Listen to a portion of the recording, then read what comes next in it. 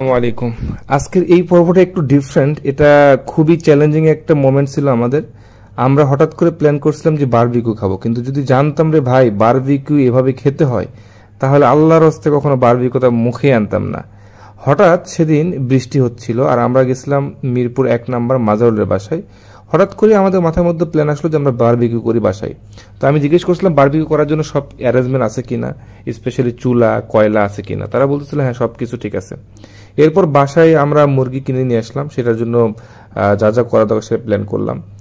But হঠাৎ করে বৃষ্টি চলে আসলো। বৃষ্টি আসার কারণে যেটা হয়েছে, এবং প্রচুর বাতাস চলতেছিল, তো তার কারণে আমরা আসলে বারবিকিউ করার জন্য যে জিনিসপত্রগুলো, চুলাটা স্পেশালি জ্বালানো দরকার, সেটা চালাতে পারতেছিলাম কোনোভাবেই। বাতাস, এত পরিমাণ বাতাস, তো আমরা কোনোভাবেই চুলা জ্বালাতে পারতেছিলাম না। পরে আমরা গ্যাসের চুলার মধ্য দিয়ে আমরা চিন্তা করলাম যে রড এগুলোকে গরম করা যায় কিনা। মারা যেভাবে মুস্কি হাসতেছিল, তো বিভিন্নভাবে চেষ্টা করতেছিলাম। তো আমরা যে কয়লাটা যেখানে গরম করব সেটাকে একটু আগে চুলার মধ্যে গরম করে নিচ্ছিলাম। মুরগির মাংসগুলো দেখেন আমরা সবগুলো মশলা টশলা দিয়ে মাখিয়ে রেডি করে রাখছি, যেগুলো আমরা বারবিকিউ করব। এরপরে আমরা চুলার উপর কয়লা দিছি, সেগুলো কয়লা নিয়ে আমরা দৌড়াদৌড়ি করে আবার আমাদের সেই আগের জায়গাতে বেলকনিতে আসতেছি। আমরা মূলত বেলকনিতে করতেছি। দেখেন চারপাশে সবকিছু কাপড় দিয়ে বাতাসকে আটকানোর জন্য কত ধরনের ব্যবস্থা, সব ধরনের ব্যবস্থা আমরা এখানে করতেছিলাম। কিন্তু তারপরেও কেন যেন আমরা কয়লাকে জ্বালাইতে পারতেছিলাম না। কয়লাগুলো ম্যাশম্যাশা হয়ে গেছে, অনেক আগের কয়লা। অনেক চেষ্টা করতেছিল মোস্তাকিম, যেটা করতেছিল পাখা দিয়ে বাতাস করতেছিল কয়লাকে, যাতে কয়লাগুলো আগুন ধরে। এখানে মোস্তাকিম আছে, ইয়াসিন আছে, মাদুরুল আছে, আর আমি আছি। অনেক চেষ্টা করতেছি, আমরা কোনোভাবে কয়লাকে ধরতে পারতেছি না। যতটুকু হয়তো আগুন ধরতেছে, সে কয়লাটা পুড়ে চলে যাচ্ছে। সো আমাদের যে কয়লার মধ্যে যে আগুনটা ধরানো দরকার, সেটা আসলে কোনোভাবেই সম্ভব হচ্ছিল না। আমরা কিন্তু অনেকটাই হতাশ হয়ে যাচ্ছিলাম যে আসলে এটা আমাদের আজকে হবে কিনা। এখানে দেখবেন যে এখানে খড়কুটি সব নিয়ে আসছি বাহির থেকে, যে খড় নিয়ে আসছি, কাঠ নিয়ে আসছি, যাতে আগুনটা ধরাইতে পারি। তো কিন্তু তারপরে সম্ভব হচ্ছে না, পাখা দিয়ে বাতাস করার ফলেও সম্ভব হচ্ছে না যে একটু কয়লাটাকে ধরাতে পারতেছি না। আমি শুধু তাকায় তাকায় দেখতেছি, হতাশ হচ্ছি তাদের অ্যাক্টিভিটি দেখে। বিকজ আমি কোনো কাজে হাত দিচ্ছি না, বা তাদের অ্যাক্টিভিটি দেখতেছি, কারণ তাদের সঙ্গে কথা বললেই তারা বিরক্ত হচ্ছে। মোস্তাকিম যেভাবে বাতাস করতেছে, তো তাতে মনে হচ্ছে যে আপনার গা শীতল হয়ে যাবে, কিন্তু কয়লা কখনো, তারপরও কয়লার গায়ে আগুন ধরতেছে না। তো আমরা প্রচুর পরিমাণ হতাশ। তারপর আমরা চিন্তা করলাম যে ফ্যান নিয়ে আসি, ছোট ফ্যানগুলোকে নিয়ে আসলাম, যে ফ্যান দিয়ে বাতাস করব। কিন্তু ফ্যান দিয়ে বাতাস করার কারণে যেটা হচ্ছে, কয়লাটা ধরে কয়লা ওই সময় পুরাটা পুড়ে যাচ্ছে। তো আমাদের যে কয়লাটাকে লাল করে একটু তাকে ধরাইতে হবে, বাট সেটা কোনোভাবে সম্ভব হচ্ছে না। যেমন যে বাতাস করতেছি এমনভাবে দেখেন, কিন্তু কয়লা কোনোভাবেই সে জ্বলে উঠতেছে না। খুব মানে কয়লাগুলো একদম ড্যামেজ হয়ে যাওয়ার মতো আসলে। তো বাতাস হয়ে যখনই কয়লাটা ধরতেছে, কয়লাগুলো অটোমেটিক্যালি পুড়ে চলে যাচ্ছে। এটা আলটিমেটলি সে জ্বলে উঠতে পারতেছে না। আর চারদিকে তো আমরা ছাতা দিয়ে, কাপড় দিয়ে বাতাসকে রোধ করার জন্য যাবতীয় সব কাজ করতেছি। তো ইয়াসিন খুব চেষ্টা করতেছে পাশ থেকে কয়লা দিয়ে বিভিন্নভাবে, সবগুলো বড় মাথা লেগে পড়ছে, কিন্তু কোনোভাবেই কয়লাকে তারা জ্বালাইতে পারতেছে না। তো ফ্যানের বাতাস এভাবে দিয়েও আসলে কাজ হচ্ছে না, কোনোভাবেই কোনো সম্ভব হচ্ছে না এভাবে বাতাস করে।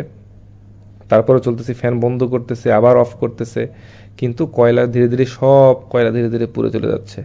আমরা ধীরে ধীরে হতাশ হয়ে যাচ্ছি, বাট অনেকক্ষণ পর্যন্ত ট্রাই করতেছিলাম, কিন্তু কোনোভাবেই হচ্ছে না আসলে। তো বিভিন্ন অ্যাঙ্গেল থেকে ট্রাই করা হচ্ছে, হ্যাঁ।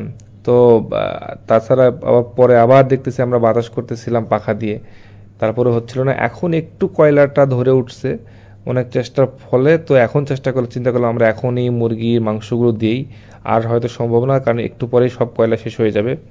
তো এটাই হচ্ছে লাস্ট চান্স। তো একটা একটা করে দিচ্ছি, এখন দেখা যাক এটা দিয়ে হয় কি না। অলরেডি কয়লা ধরে গেছে, এখন একটু আগুন জ্বলছে, কিন্তু কয়লার সংখ্যাও খুব কম, মানে খুব বেশি কয়লাও নাই যে আমরা অনেক সময় পর্যন্ত ট্রাই করে যাব। যাক, যতটুকু হয়েছে এর মধ্যে থেকে করতে হবে। অলরেডি মাংসগুলো দেওয়া শুরু হয়ে গেছে, দেখা যাক এটা হয় কিনা। মুরগির মাংসটাতে ভালো মতনভাবে ম্যারিনেট করা হয়েছে, কিন্তু যদি এটাকে ফ্রিজে রাখা যেত তাহলে হয়তো আর একটু ভালো হতো। দেখা যাক তারপর এটা কি হয়, কতদূর পর্যন্ত এগোয় এটা। আমরা একটু লাস্ট পর্যন্তই এটা ট্রাই করে যাব, যেহেতু এখানে আসলে ভালো একটা ইনভেস্ট হয়েছে, এবং সবচেয়ে বেশি কথা যে ভালো পরিশ্রম হয়েছে।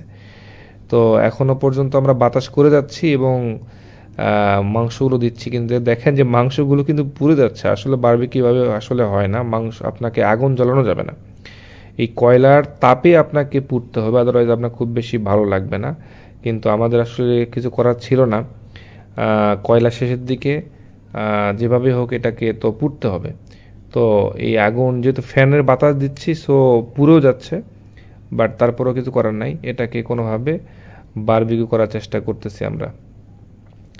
এখন অবশেষে খাওয়া গেলেই হয় আর কি, এটা একটা কোনো লেভেলে, একটা লেভেল পর্যন্ত আসলেই তো ইয়াসিন মুরগিগুলো দিচ্ছে মাংসগুলো, আর মাদারুল যেটা করতেছে ফ্যান দিয়ে বাতাস করতেছে যাতে ভালো মতো করে আগুনটা জ্বলে। কিন্তু আমাদের পদ্ধতি ঠিক না, আসলে আগুন মানে পুড়লে আসলে এটা খুব বেশি ভালো টেস্ট হওয়ার কথা না। এটা আলটিমেটলি এটা আপনার কয়লার যে তাপ, সেই তাপ দিয়ে আসলে এটাকে বারবিকিউ করতে হবে, আদারওয়াইজ খুব বেশি ভালো লাগবে না।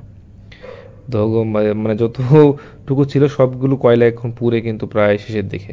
তো মাংসগুলো দেখেন একদম কালা কালা হয়ে গেছে, কিছুটা পিছনে একদম কালা ভুনার মতো হয়ে গেছে। এখন এটা খাওয়া যাবে কিনা সেটাই দেখার বিষয়।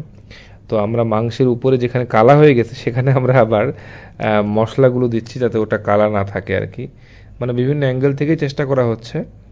এখন দেখা যাক এটা আলটিমেটলি কোন লেভেলে পর্যন্ত যায়। মাদাল যেটা করতে চামিচ দিয়ে মশলাগুলো আবার সেই কালা জায়গাগুলোতে দিচ্ছে আর কি, মানে কিছুটা মলম লাগার মতো করে করে কাজ করতেছে। তো দেখা যাক এই মলমগুলো দিয়ে আলটিমেটলি কাজ হয় কিনা, খাওয়া যায় কিনা। আমরা যে পরে মেয়োনিজটা বানাইছি সেই মেয়োনিজ দিয়ে আমরা খাবো। আসলে আমরা চিন্তা করছিলাম সব কিছু আইটেম সবভাবেই করব, কিন্তু এই কয়লাটার কারণে আমাদের অনেকটা মানে ব্যাক পেতে হয়েছে, আসলে খুব কষ্ট হইলো যে এটাকে ফুললি ধরার জন্য। যাই হোক, যতটুকু হয়েছে এটা আশা করতেছি খাওয়া যাবে। মোস্তাকিম হতাশ হয়ে মোটামুটি সে চলেই গেছে।